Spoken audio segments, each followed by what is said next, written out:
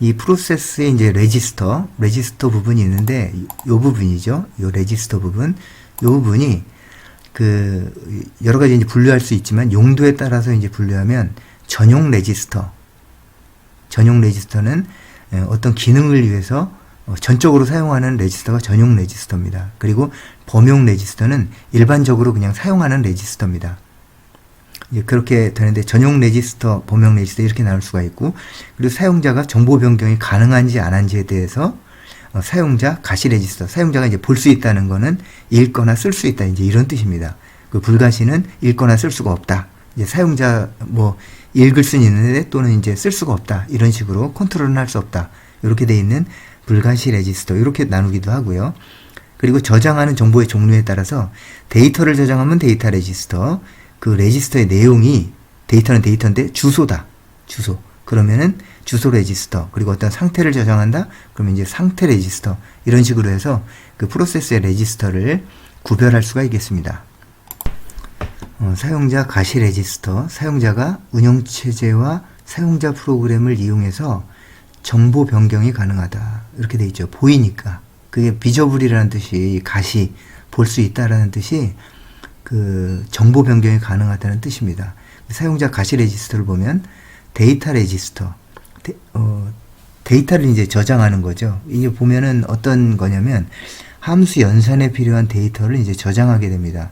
그래서 값과 문자 등을 저장하게 되는데, 그 산술 연산이라든지 그 논리 연산에 이제 사용하고, 연산 결과로 어떤 플래그 값을 저장하게 됩니다. 연산 결과가 어떻게 됐다라는 이제 상태를 나타내기 위한 거죠. 그래서 이제 그런 데이터 레지스터가 있습니다. 그 다음에 이제 주소 레지스터. 주소나 유효 주소를 계산하는 데 필요한 주소의 일부분을 저장합니다. 그러니까 메모리에서 어떤 데이터를 읽어오거나 메모리에 어떤 데이터를 써야 합니다. 그러려면 그 위치를 알아야 되는 거죠. 그 위치를 알려면 어떻게 해야 됩니까? 컴퓨터에서는 그 위치를 주소 개념으로 접근합니다. 그래서 그 주소는 일부 주소일 수도 있고 전체 주소일 수도 있는데, 그거를 저장하는 레지스터를 주소 레지스터라고 합니다. 그래서 이 주소 레지스터의 종류에는 기준 주소 레지스터, 베이스 레지스터, 인덱스 레지스터, 스택 포인터 레지스터, 이런 것들이 있습니다. 자, 사용자의 불가시 레지스터. 사용자의 정보를 변경할 수 없는 레지스터다. 그래서 프로세서의 상태와 제어를 관리하는 레지스터들이 주로 이제 이 불가시 레지스터에 속합니다.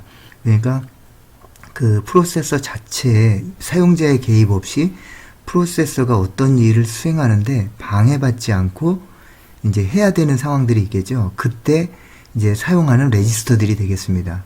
그래서 프로그램 카운터가 있습니다. 프로그램 카운터. 이 프로그램 카운터는 원래 뭐 하는 레지스터냐면, 프로그램이 이제 수행이 됩니다. 그러면 어떤 한 명령어가 수행이 될 겁니다. 그리고 다음 명령어가 수행이 되어야 되는데, 그 다음에 어떤 명령어가 수행되고 나서 다음 명령어가 수행이 될 텐데, 그 다음 명령어가 있는 위치, 그 주소, 수행되어야 되는 다음 명령어가 저장된 위치의 주소가 이 프로그램 카운터에 들어가게 됩니다. 무슨 말이냐면, 현재 수행하고 있는 명령어가 있고, 다음 명령어를 이제 수행하기 위해서 그 명령어를 읽어봐야 되겠죠? 그러면 그 다음 명령어가 수행해야 될 다음 명령어가 저장되어 있는 위치가 어디에 저장되어 있냐면, 프로그램 카운터에 저장되어 있습니다. 그 다음에 명령어 레지스터. 현재 실행하는 명령어를 보관하는 레지스터입니다. 왜 보관하죠? 수행해야 되니까. 램으로부터 명령어를 읽어옵니다. 그래서 CPU에 있는 명령어 레지스터에다가 저장을 해놓고, 레지스터의 비트 단위로 접근을 해서 어떤 명령어인지 해석하기 위해서 저장하는 명령어 레지스터가 되겠습니다. 그 다음에 이제 누산기, 계산을 하기 위한 겁니다. 그래서 데이터를 일시적으로 저장하는 데 필요한 레지스터가 되겠습니다. 그리고 메모리 주소 레지스터, 메모리 버퍼 레지스터가 있는데, 이건 뭐냐면 메모리로부터 어떤 내용을 읽어와야 되죠. 그러면 그 메모리의 위치를 지정하는 레지스터. 위치는 뭡니까? 주소 개념입니다. 그러니까 메모리에 접근하는 건 주소 개념으로 접근을 하는 겁니다. 그래서 메모리 주소 레지스터, 메모리 위치를 지정하는 레지스터입니다. 그래서 그 메모리 주소 레지스터가 불가시 레지스터에 속해 있고, 그 다음에 이제 정해진 주소에 있는 이제 그 메모리 주소 레지스터에 어떤 주소가 들어가 있겠죠. 그러면 그 주소를 따라가면 메모리상의 위치가 나오고, 그 위치 안에 메모리에 저장되어 있는 내용이 있겠죠. 걔를 읽어옵니다. 읽어와서 저장하는 레지스터가 메모리 버퍼 레지스터입니다.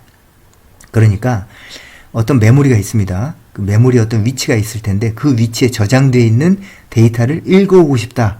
그러면 그 메모리의 주소를 메모리 주소 레지스터에 집어넣으면 그 메모리 주소에 찾아가면 있는 그 내용을 읽어와서 메모리 버퍼 레지스터에다가 저장을 하게 됩니다. 그러니까 결국은 CPU가 메모리에 있는 데이터를 읽어오려면 이 두 개의 레지스터를 사용하면 되겠습니다. 그래서 이 두 개의 레지스터가 그 용도로 만들어진 그런 레지스터다. 이렇게 생각하시면 되겠습니다. 자, 프로세서의 기본 레지스터, 프로세스가 아니고 프로세서입니다. 잘못 표기가 됐군요. 이게 이제 프로세서가 되겠습니다. 이 프로세서가 되고 그 안에 있는 레지스터들, 프로그램 카운터, 그리고 메모리 어드레스 레지스터, 뭐 버퍼 레지스터, 인스트럭션 레지스터, 어큐뮬레이터, 뭐 데이터 레지스터 이렇게 되겠죠. 그리고 ALU, Arithmetic and Logic Unit이라 그래서 앞에서 했던 그 제어 장치하고 그 산술 연산 장치 그거를 이제 의미하는 겁니다. 그래서 이제 이렇게 구성이 되는데 실제로 그래서 이제 이게 CPU입니다. CPU, 프로세서, CPU. 그리고 이쪽이 이제 메모리입니다. 메모리에는 명령어하고 데이터 이렇게 들어 있습니다. 이렇게 명령어하고 데이터가 이게 이제 한 인스트럭션을 뜻하는 겁니다. 그래서 이게 그 컴퓨팅에 관련된 이제 그 길이가 될 텐데 보통은 이렇습니다. 요 길이가 의미하는 게 예를 들어서 여러분이 컴퓨터를 샀는데 i5인데 32비트 컴퓨터다 그러면 이 명령어나 데이터가 기본적으로 32비트입니다. 그리고 64비트 컴퓨터를 샀다 그러면 CPU가 들어있는 컴퓨터를 샀다 이러면 이 명령어의 기본적인 길이가 64비트입니다. 이제 그거에 기인해서 이제 연관돼서 그 사이즈를 가지고 있습니다. 그럼 어떻게 되냐면 이게 이제 시스템 버스죠. 시스템 버스로 뭐가 왔다 갔다 합니까? 데이터가 왔다 갔다 합니다. 그래서 입출력 모듈을 통해서 여러분이 어떤 뭐 포토샵이라든지 여러 가지 프로그램들이 있을 거지 않습니까? 그러면 그걸 수행시켰을 때 이렇게 입출력 모듈을 통해서 이렇게 적재가 됩니다. 램에. 이쪽은 램입니다. 메모리. 이게 적재가 되는데 그 구성이 뭐 포토샵이라든지 여러 가지 구성이 결국은 알고 보면 명령어하고 데이터로 구성되어 있습니다. 당연하겠죠. 명령어가 데이터에 대해서 동작하는 겁니다. 그러니까 명령어하고 데이터로 이렇게 구성이 된 게 적재가 됩니다. 이렇게 적재가 된 거를 이 CPU가 이 명령어 하나를 읽어와서 인스트럭션 레지스터에 저장을 합니다. 그러면 CPU는 인스트럭션 레지스터에 들어온 명령어를 계산해 가지고 결과를 내게 돼 있습니다. 이런 동작이 수없이 반복이 되면서 그 연산의 결과가 우리 눈앞에 나타나는 겁니다. 그러니까 포토샵을 만약에 이제 수행을 시켰다, 어떤 동작을 했다 그럴 때 우리 그 화면에 뭔가가 그려지죠. 그러니까 이런 과정을 대략적으로 걸치는 겁니다. 저장되어 있던 게 입출력 모듈을 통해서 램에 적재가 됩니다. 그리고 이제 수행이 됩니다. 그 수행의 결과가 다시 입출력 모듈을 통해서 여기에 있는 디스플레이 장치, 모니터죠, 모니터. 그러니까 그래픽 카드에 전달이 되면 모니터에 이제 나타나게 되니까 여기서 이제 그 디스플레이가 되는 거죠. 이제 그런 식으로 이제 그 전체적으로 이제 개념적으로 설명할 수가 있겠습니다. 그래서 이 그 시스템 버스를 통해서 CPU의 영역과 메모리의 영역과 그리고 입출력 장치 모듈이 이렇게 연관되면서 우리가 원하는 그런 컴퓨팅, 그 계산을 해내서 원하는 결과를 얻을 수가 있는 겁니다. 자, 메모리 계층 구조를 한번 보겠습니다. 메모리 계층 구조는 그 1950년에서 60년대 사이에 너무 비싼 메인 메모리 가격 때문에 제한한 방법인데, 메모리를 계층적으로 이제 구성해서 그 가격대 성능비를 이제 그 레버리징 하자라는 걸로 이제 됐습니다. 그러니까 무슨 얘기냐면, 설명을 들으시면 이제 알게 될 텐데, 레지스터가 있고, 캐시가 있고, 메인 메모리가 있고, 보조 기억 장치가 있습니다. 이게 이제 어떤 순서냐면, 위로 갈수록 빠릅니다. 위로 갈수록 보시면 속도가 빨라집니다. 대신 가격도 높아집니다. 그리고 밑으로 갈수록 그렇죠. 그리고 밑으로 갈수록 그러면 속도가 느려지고 가격이 쌉니다. 그런데 어떤 특성이 또 있냐면, 용량이 실제로 밑으로 갈수록 가격이 싸니까 용량은 늘어나게 됩니다. 이제 가격대 성능비를 얘기하는 겁니다. 가격대 성능비. 그래서 레지스터는 비싸고 빠르고 작고 사이즈가, 그리고 이 보조기억 장치는 반대로 반대쪽에 있는 거는 가격이 싸면서 속도가 느리고 용량은 큽니다. 그래서 이제 그 계층 구조를 이렇게 설명하고 있습니다.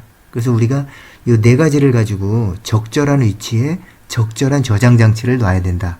메모리를 위치시켜야 된다. 이제 그런 입장에서 나온 게 메모리 계층 구조가 되겠습니다. 자, 그래서 이제 메모리의 그 계층 구조상에 있는 가장 위에 있는 레지스터를 한번 보면요. 프로세서 내부에 있다. 내부에 있으면서 프로세서가 사용할 데이터를 보관하는 가장 빠른 메모리다. 그렇죠? 가장 빠릅니다. CPU 안에 있습니다. 원래 CPU가 너무 빠르기 때문에. 그렇죠? 그 다음에 이제 메인 메모리. 프로세서 외부에 있으면서 컴퓨터 안에 있는데 CPU랑은 떨어져 있는 거죠. 그러니까 아마 여러분들도 노트북이나 자신의 컴퓨터에 메모리를 꼽아봤을 겁니다. 그 메인 메모리를 얘기하는 겁니다. 그래서 프로세서 외부에 있으면서 프로세서에서 수행할 프로그램과 데이터를 그죠? 저장하거나 프로세서에서 처리한 결과를 저장할 때 사용하는 메모리가 되겠습니다. 주기억 장치 또는 1차 기억 장치라고도 합니다. 저장 밀도가 높고, 무슨 얘기입니까? 밀도가 밀한 정도죠. 그러니까 작은 공간에 많은 걸 저장할 수 있다, 이제 이런 뜻입니다. 그리고 가격이 싼 D램을 많이 사용하게 된다. 그러니까 램도 뭐 여러 가지 종류가 있겠죠. 그래서 메인 메모리 이렇게 되겠고, 프로세서가 있고, 위상으로 보면 그다음 메인 메모리가 있고, 주변 장치, 이런 순서로 되겠습니다. 그러니까 프로세서에서 결국은 주변 장치, 2차 기억 장치죠. 디스크에 있는 여러분이 수행하고 싶은 프로그램이 있을 겁니다. 그거를 프로세서에서 수행하기 위해서 주변 장치에 있는 걸 읽어들여서 메인 메모리에다 저장하는 겁니다. 그런데 주변 장치가 너무 느리니까, 프로세서에 비해서 너무 느리니까 그 메인 메모리를 두고 이렇게 브리징을 하는 겁니다. 그런데 그래서 어떻습니까? 프로세서가 워낙 빠르기 때문에 그 수행 속도에 맞춰줄 수 있는 만큼 빨라지는 겁니다. 그러니까 프로세서는 워낙 빠릅니다. 그래서 우리가 프로세서가 원할 때마다 데이터를 줄 수 있으면 빨라지는 겁니다. 그러려면 메모리가 빨라야 됩니다. 그렇죠? 그리고 또 하나 또 중요한 건 뭐냐면, 프로세서가 요구할 때 미리 메인 메모리에 올라와 있으면 빠르겠죠. 그래서 여러분들이 그 메모리를 크게 가지면 주변 장치로부터 많이 읽어들여 놓을 수가 있기 때문에, 미리 읽어들여 놓을 수가 있기 때문에 속도가 빨라지는 겁니다. 그러니까 게임이라든지 그래픽이라든지 그런 걸 하려면 메인 메모리를 큰 걸 하면 좋겠죠. 그래서 어떤 때는 그 컴퓨터를 고를 때 프로세서가 좋은 것도 좋은데 실제로 어차피 프로세서를 못 따라가 줄 거기 때문에 메인 메모리가 큰 게 더 수행에는 더 빠를 수도 있습니다. 그건 이제 어떤 프로그램을 수행하느냐에 따라서 이제 달라지는 예가 되겠습니다. 그래서 요 위상대로, 그 계층대로 이해해 주시면 되겠습니다. 그 메인 메모리는 다수의 셀로 이제 구성이 됩니다. 셀이면 플립플롭 뭐 이런 것들이 될 텐데, 아마 컴퓨터 구조를 수강한 사람이라면 그 셀이 뭔지 알 텐데, 여기서는 그 모든 상황 설명을 하긴 힘듭니다.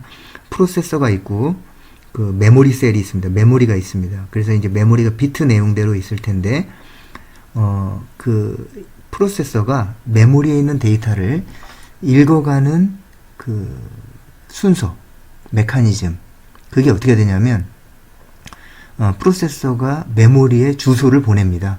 지금 방향을 보면 프로세서가 메모리에 주소를 보냅니다. 그러면 메모리가 그 주소에 해당하는, 그 주소에 저장되어 있는 내용, 그 데이터를 프로세서한테 보내게 됩니다. 이런 위상으로, 이런 관계로 프로세서가 메모리를 접근하게 되겠습니다.